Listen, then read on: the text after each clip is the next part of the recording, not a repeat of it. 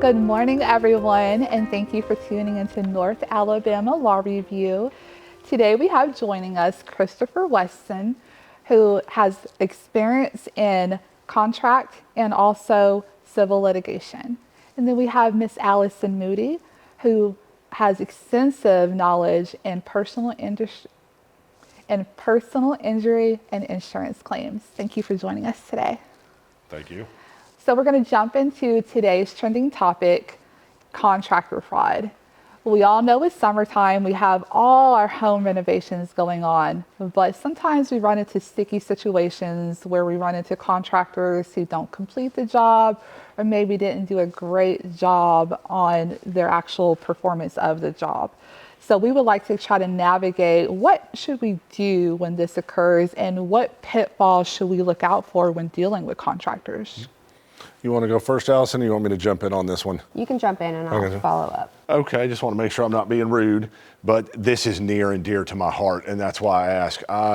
Both representing individuals who have been defrauded and those who have been accused of fraud, we've actually been on both ends of this, okay? Both defense and, plaintiffs work on this, and this is something near and dear to my heart. Again, those of you who are, viewers of the show know I always say forearm yourself, get knowledge. But let me tell you, this is one of the few times where I'm going to say in absolutely no uncertain terms, you need a lawyer, okay? Go to a lawyer if you even suspect you have been defrauded or if you have been sued for fraud. The reason I say that is fraud is a very, very specific claim, okay? Fraud, misrepresentation, deceit, suppression, conversion, wantonness, negligence, gross negligence. These all have very, very specific elements to them, okay? And unless you have significant legal knowledge, you're not going to know all the nuances of that, okay? So if you are in a situation as a contractor or as someone who has used a contractor who has either been defrauded or been accused of fraud, you need to immediately seek legal counsel, okay? These elements are too specific, too nuanced, and have been litigated for decades, sometimes centuries, to lay out what all the common law is on that. Common law being things that have just kind of developed over time versus statutory law, and there's a lot of interplay. Statutory law, which is, written down in the actual law books. I've had to have this conversation numerous times, is if you Google something and you see the elements and it's up there, I'm sure, especially in Madison County with the number of engineers that we have who are all very intelligent and so many professionals, you may easily be able to read and understand those words. It does not mean you know all the precedent, all the old case law, all the little nuances that come into play when you are evaluating a case like this, okay? This is also one that requires significant experience. But for those of you who don't know, contractor fraud or being accused of contractor fraud is where you have somebody who comes in as a contractor or builder or handyman or whatever, who comes in and, promises to do a job for you. You pay them. And they either just completely destroy the job, they don't do the job, they quit halfway through, or they just make serious errors in the construction, okay? Alternatively, if you are on the contractor side, where sometimes you are a contractor and someone will tell you, okay, this is exactly what I want you to do and this is exactly what I'll pay for you to do it. You do that exact job and then all of a sudden it doesn't match whatever picture the customer had in their head, and now they're refusing to pay you, okay? And that is more in the breach of contract side, which also always, rule number one, do not engage in any form of major construction on your property without a written agreement, okay? Do not. The he said, she said, they promised, they didn't promise.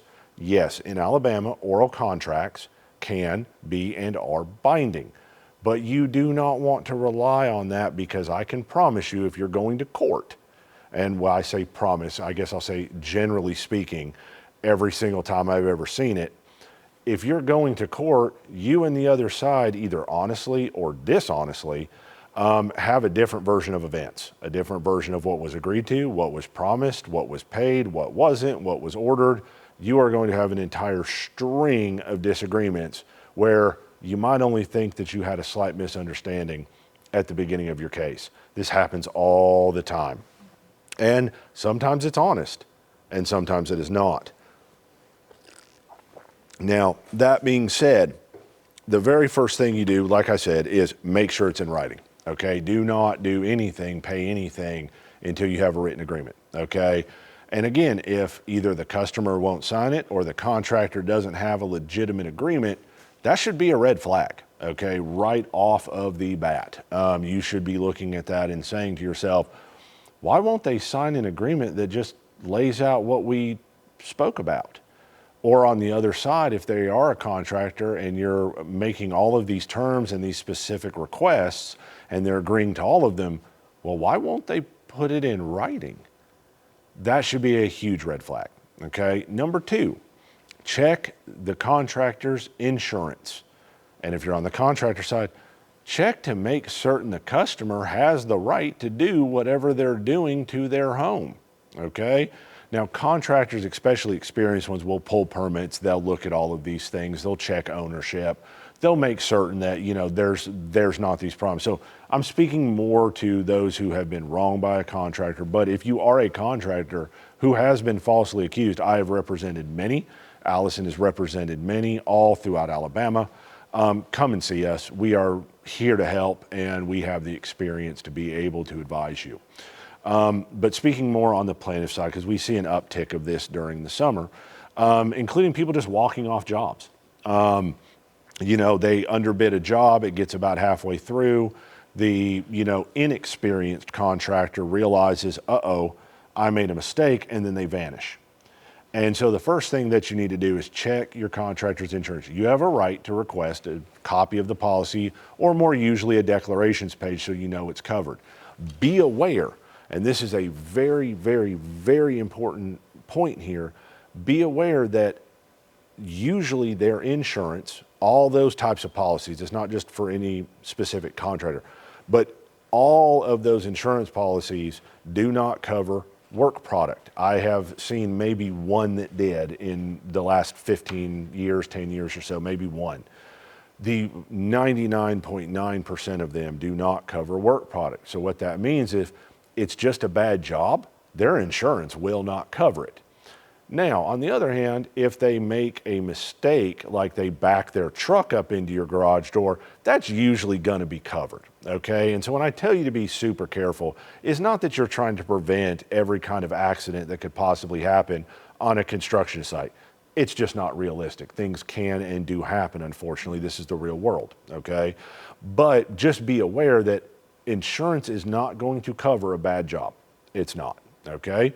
Also make certain that they're licensed, or if they are bonded, ask how much is that bond and find out the process for collecting on that bond if something does go wrong. Because if they are doing a lot of jobs and it's a very small bond, you can have serious problems on collecting on that bond. So you will see a lot of times licensed and insured, and it gives you a warm fuzzy. It does me too. And it should give you a warm fuzzy. But be aware that it's not a catch-all like it is with your homeowner's insurance a lot of times, or with your car insurance, where it's like, if something goes wrong, no matter what it is, outside of it being pre-existing or it being my fault, that their insurance or my insurance will cover it. That is not always the case.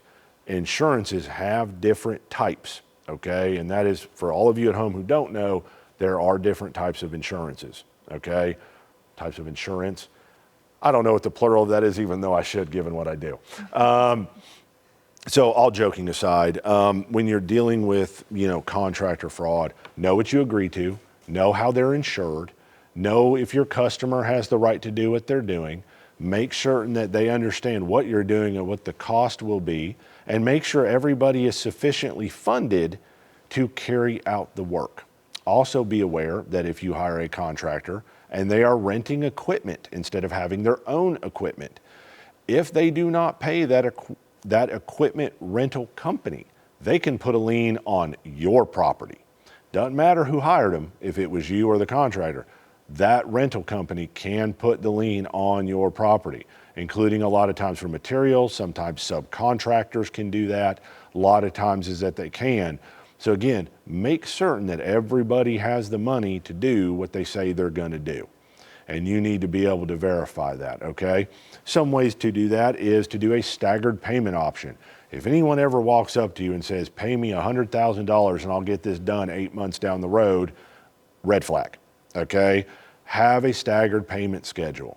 Have the ability to cancel a contract. And this goes for both customers and contractors. Have a staggered payment. Set things up to where if something goes wrong, you don't have what we like to call in the office the $1 million question, okay? You don't ever want to be presented with the $1 million question, okay? If a problem arises, it's gonna have a cost tag on it, okay? But you want that to be the $500 question or the $1,000 question or the, hey, what do we do about this $10,000 problem? You never want to have the, what are we gonna do about this $1 million problem? Okay, not if you can avoid it. Avoid the $1 million question. That's what I have. What about you, Allison? Yeah, I mean, we are really seeing a huge rise of these cases. One of the things that is important with these cases is that there are civil remedies. So if you're the plaintiff on this side, if you've been wronged and a contractor didn't finish the job or just walked off after paying them a large sum, you obviously can sue them for damages. The other thing that you can do is you can file a criminal complaint. You can also file a complaint with the State Contractors Board, something that'll be a mark against them professionally, but also we are seeing a rise in the police departments taking these claims on a criminal side very seriously. We're seeing people being prosecuted and put in jail for committing fraud of this type. So that's one thing that we're seeing. Another thing that Chris kind of touched on is you should do your research before. It doesn't matter if the contractor was referred to you by your best friend. Check the reviews, see what the internet has to say, and call the Alabama Contractors Board. See if there's been any complaints made against them that might not be on their website or might not be on their Facebook page. But any complaint that's officially filed with the Alabama Contractors Board, you'll be able to find out. So just do your research beforehand, and if you ever get into trouble, just give us or another attorney a call. Yeah, I'd actually like to jump in on that just a little bit. I'm sorry, a little follow-up on this. Understand that, yes, they are taking it much more seriously regarding criminal complaints and criminal charges for fraudulent contractors, or for customers who are engaging in theft of services, okay? But do understand that the magistrate and the police officers have discretion, that they cannot abuse that discretion, but they do have discretion in deciding whether or not they want to press a criminal complaint or a felony charge or a misdemeanor charge, okay? Do not go in there, and in Madison County, we have Lee Leggett here, who is an amazing human being. Do not go in there and try to be rude or disrespectful. They are knowledgeable. They do know what they're doing, especially Mr. Leggett. He absolutely does, as Magistrate Leggett does. And you need to follow his advice, okay? And if it is a civil case, then so be it. Let it be a civil case. And it can be both a civil and a criminal case. The other piece of warning I like to give people, when you're looking at reviews, if you see nothing but good reviews, again, red flag. Everybody has to deal with the occasional human being who they just don't get along, oil and water. If you see nothing but positivity from somebody, that usually means somebody's lying, okay? So just be aware, you want to find somebody who has mostly good reviews, an excellent review source, a lot of reviews. And you want to find somebody who you would expect a general smattering of good and bad with a lot more good than bad. But if you never see bad, you know, you're probably dealing with somebody who is engaged with some kind of PR company. And so you want to just be leery. It doesn't mean it's wrong, it just means pay attention.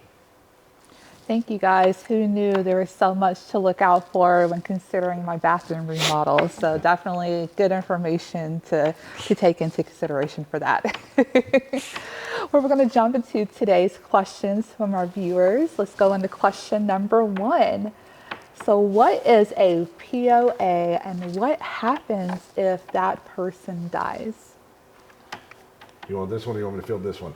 So I can go on this one. So a POA is a power of attorney. It's a very important document that everyone really needs to have. It doesn't matter your age or where you are in life, you need a power of attorney, because what a power of attorney does is it protects you if you suddenly become incapacitated. So if you're in a car wreck and you can't make decisions for yourself, either medically or on business related or contractual matters, this document will allow someone that you pick to make those decisions for you. So it provides you with a lot of protection throughout any type of situation where you just can't make those decisions for yourself. Do you have anything? Yes, just briefly is, a power of attorney can be both durable and limited. And that is something to really, really, really understand is that if you give someone a power of attorney, you can give what's called, a general durable power of attorney. And, if you do that, then you are giving them the authority to do anything you could do yourself. They're basically acting in your stead. But also be aware, we have what's called limited powers of attorney, okay? And so you can really limit those if you want to. I do not necessarily recommend doing that on your own either, but you can. There are forms out there that you can do, but again, if you've run into anything you don't understand before you sign, get it checked, okay? But you can have limited powers of attorney. We see that all the time. We've done several of those where someone may be going out of country for 6 months, or they may be going on a job, some kind of contract to Germany or wherever. And what they'll allow a power of attorney to do is to manage your affairs. That's essentially what they do. You're giving someone authority to manage your affairs. And they expire when a person dies, of course. And so you will need will documents for whoever you want to be able to still act in your stead after your passing. That's a question we get a lot. But just be aware that powers of attorney can be extremely malleable, and they can do most of the things that you would want them to be able to do. So just kind of keep that in mind. If you ever are concerned you'll be incapacitated, or you're ever concerned about what will happen if you are for any reason unable to manage your affairs. And it doesn't always have to be a negative thing. It can be very positive. I mean, you could be having to go film. I've done this before where someone who, and I cannot name names, but needed to go film out of country, and they needed some people to be able to manage their affairs here. So good stuff. Yeah, and just to touch on that, a limited power of attorney is great for the situations that Chris explains, but it also can be very limited in duration as well. So say that, you are going to be not even out of the country, but in California for a week, but there is some really important business going on that maybe you're a partner at a firm of some type. You can limit that power of attorney just for the week that you're out of town, so that maybe your other business partner can sign certain documents that would normally require your signature. So you really have a lot of leeway with these documents. It can be as broad as you want, or we can limit it to, a very, very specific time. Thank you, guys. I think it really goes without saying, make sure you initiate someone you trust as your power of attorney. All right, well, our next question is regarding businesses. So we have someone in Alabama who would like to form an LLC for their side business. What is the process to do that? And do they need to keep an attorney on retainer for their business? Okay, I'll jump on that one if that's okay. I will tell you, the favorite answer of lawyers for all time is it depends. And in this case, it depends. Now, not so much the formation. The formation is very, very simple of an LLC. And what that formation is there is about a 2 to 3 page form on the Alabama Secretary of State website that you fill out. You reserve a name. You pay, I think it's $30 or something along those lines to reserve your name and make sure no one else has that name. And then you go in and you fill out what's called the certificate of formation. Again, it's like 2 pages, and then there's a little payment page on the back. I think it's $100 or $200 if you want expedited service. And then you have your LLC, and you're good to go. But be very cautious in forming said LLC, because you are now operating under statute in that LLC. And I'll give you an example of this. Under the statute for LLCs, if you have 2 members, that's what they are, instead of partners or presidents or whatever, they're called members in an LLC. You can set it up to have officers if you want to, but generally when you first form, they're just members of an LLC or managing members of an LLC. Well, if you have a 90% owner of an LLC and you have a 10% owner of an LLC, under the statute, they have the exact same voting power. And so you can end up having someone you cut in for 10% all of a sudden has the exact same authority as you in that business because you decided just to go with the 2-page document. Don't get me wrong, depending on what you're doing, including, if you're just a single member, or single individual business, might be all that you need. Okay, you may not need anything more than that. But as your business grows, as things become more complex, as your products become more visible and your business basically becomes more profitable, you need to really look into an operating agreement. I usually recommend them up front, depending on the business, of course, but an operating agreement allows you to basically change that business in any way you want to as far as how it's going to operate. And if you make sure it's submitted the right way, it can put the world on notice, okay, including any future members or anyone else you bring in for equity, okay? Very, very, very, very important. Now, there are a few limits, like you can't drain all the company assets and run off. It doesn't matter what your LLC agreement says, okay? To amend the purpose of the business, you have to have everyone agree, regardless of what the LLC says as far as day-to-day management, okay? There are some limits on there that cannot be gotten around in the statute, but there's only a couple. Usually, as long as it's not creating some kind of fraud or some kind of illegal purpose, you can make an LLC run however you want it to run. That's why they amended it so extensively after 2010, is because it really is a wonderful vehicle for running a business. But you need to know what you're getting into. As far as having a lawyer on retainer, what we call a GC. I think I promised in another episode we would address this. So Allison, it's okay with you, and Sean, it's okay with you. I'm just going to address it now. So a GC is a lawyer you put on retainer. Basically, that retainer sits in what's called a trust account, an IOLTA account, IOLTA, all capitals. And it's still your money. It just sits in that trust account, and lawyers bill off of it like a gas tank. It goes up and down depending on refilling it or usage, okay? But what it does is it sits there, and a general counsel basically is somebody you can call if you need something. Otherwise, you're not getting billed. There's not necessarily an active case. It's somebody you have who is familiar with your business, familiar with you, familiar with how you operate things, familiar with your liabilities, your risk assessments, and they can advise you very, very quickly because they already know your business. That's what a GC is, okay? It is somebody who is there to handle litigation for you, or it is somebody who, can give you advice on formation or operating agreements or staffing issues or the law on, workman's comp or workman's comp insurance. It is a person or a firm who has a breadth of knowledge, usually, and can advise you on how to keep your business operating legally, smoothly, or to handle most cases that come across their desk, okay? And they're extremely useful. We do a tremendous amount of GC work at my firm. I'm GC for numerous businesses, and it's one of my literally favorite areas. I love doing it because you're prohibiting all these things that we've been talking about for episodes now. We keep a business out of that. It's literally a constant bit of foreknowledge that we run block for you is what we do. And it's wonderful. Doesn't necessarily mean you always need one, but once you start getting into recurrent situations where you're feeling uncertain, it's time to at least look into it, okay? And you don't have to use us. There are other firms that do it. Not engaging in a sales pitch, but I will tell you I do love doing it. I'm not gonna pretend that I don't. But a lot of times where you'll see GC2 is, and where you really need it, is if you're doing any kind of multi-state work, okay? Because you're going to need a lawyer who can, if you have a problem in another state, can associate with a counsel over there, knows the business, can get someone up to speed fast. And they can speak legalese, they can fill them in. And so it allows you to move much quicker.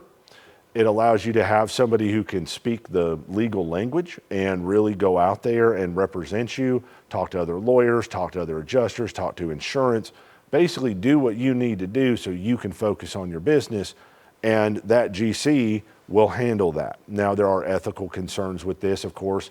if you're barred in only 1 or 2 states or 3 states or whatever, and they're doing business everywhere else, they can't just walk in absent going through what's called pro hoc vice, meaning that they're getting essentially registered and approved for a limited purpose in that state. But what they can do is they can associate cancel for you. They can do certain limited things that basically just smooths that road and handles most problems for you before it even gets to the litigation sphere. Again, depends on your business. It depends on what you're doing, the specific facts and circumstances.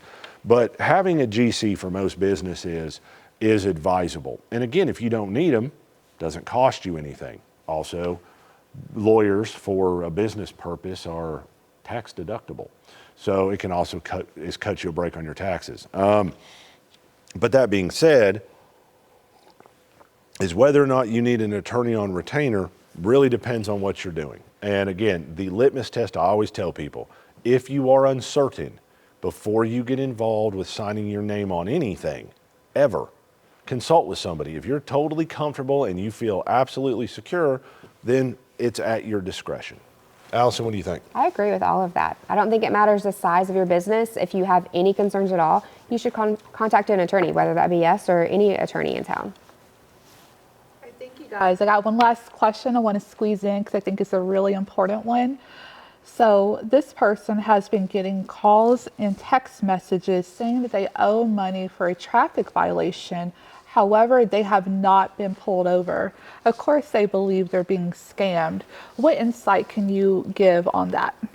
So I think that one of the biggest ways to know if it's a scam is to contact your local law enforcement and see if there's an outstanding ticket or warrant out for you. If the scam is or if the text message or email or call is requiring you to pay money right then and there, or they're going to come pick you up or put you in jail, that's most likely a scam. But the best way to know if it is a scam is just call the local police. Mm-hmm. Yeah, sorry, it's right here at the tail end.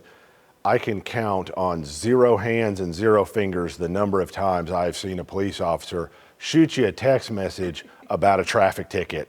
That is the big goose egg, my friends. Like, they don't do that. Okay, so They just come pick you up. Yeah, like they're not going to give you warning 99% of the time. They're going to be like, hey, we're going to come pick you up, but I'll tell you what, I'm going to shoot you a text first. That's not how that works, guys. Okay, like just don't do it. But if you're worried, again, foreknowledge, make a phone call. Thank you guys, and thank you guys again for viewing into our North Alabama Law Review. If you wish to submit a question that you want to see on air, you can submit it to legalhelp@jmmtlawfirm.com. Again, thank you guys for tuning in, and we'll see you next Sunday. Thank you.